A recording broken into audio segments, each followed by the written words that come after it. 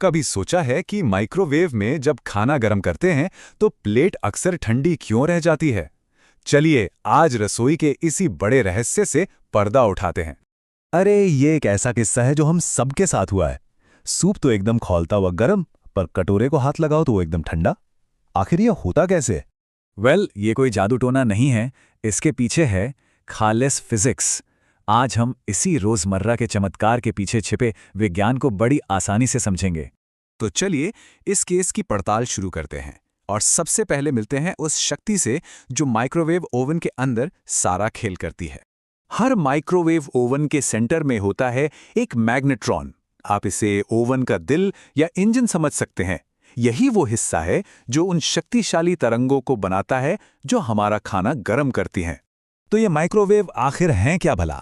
देखिए, ये electromagnetic spectrum का ही एक हिस्सा है जो रेडियो तरंगों और इंफ्रारेड लाइट के ठीक बीच में आती हैं।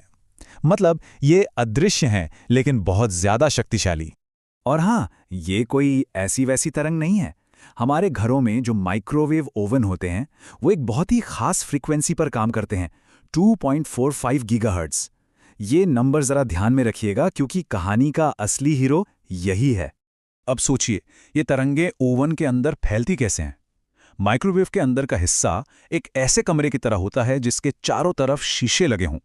धातु की दीवारें इन तरंगों को बाहर नहीं जाने देती, इसलिए वो अंदर ही अंदर उछलती रहती हैं, बस एक लक्ष्य की तलाश में। अच्छा, तो हमने मशीन की तो बात कर ली, पर ये तरंगें आखिर अपना निशाना साधती किस पर हैं?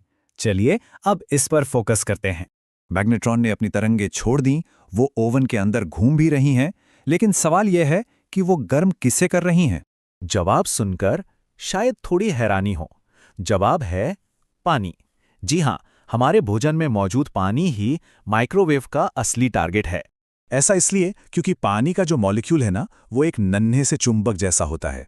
इसका एक सिरा हल्का सा पॉजिटिव होता है और दूसरा सिरा हल्का सा नेगेटिव। साइंस की भाषा में इसे डायपोल मॉलिक्यूल कहते हैं।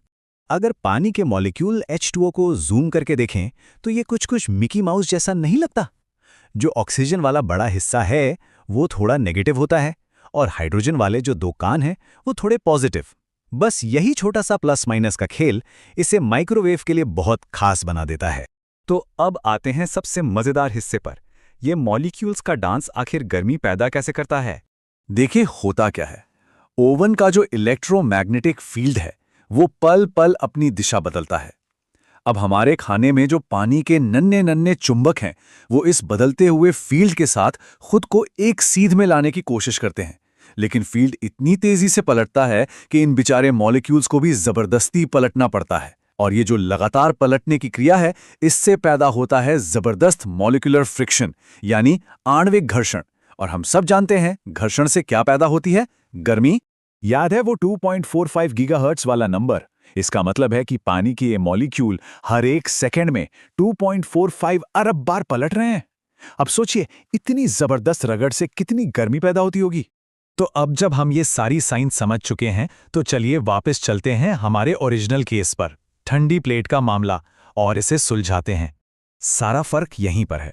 खाने में मौजूद पानी के मॉलिक्यूल आज़ाद हैं, वो घूम सकते हैं, नाच सकते हैं और घर्षण पैदा कर सकते हैं। लेकिन जो हमारी प्लेट है, चाहे वो सिरेमिक की हो या कांच की, उसके मॉलिक्यूल एक बहुत ही सख्त ढांचे में जकड़े हुए हैं, वो हिल ही नहीं सकते। इसलिए माइक्रोवेव तरंगे उनके लिए लगभग अदृश्य हैं, वो बस आर पार निकल जाती हैं।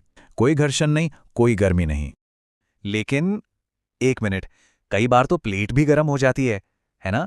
अगर माइक्रोवेव उसे गर्म नहीं कर रहे तो फिर ये कैसे हो रहा है? इसका जवाब है एक दूसरा साइंटिफिक प्रोसेस जिसे कहते हैं कंडक्शन या चालन।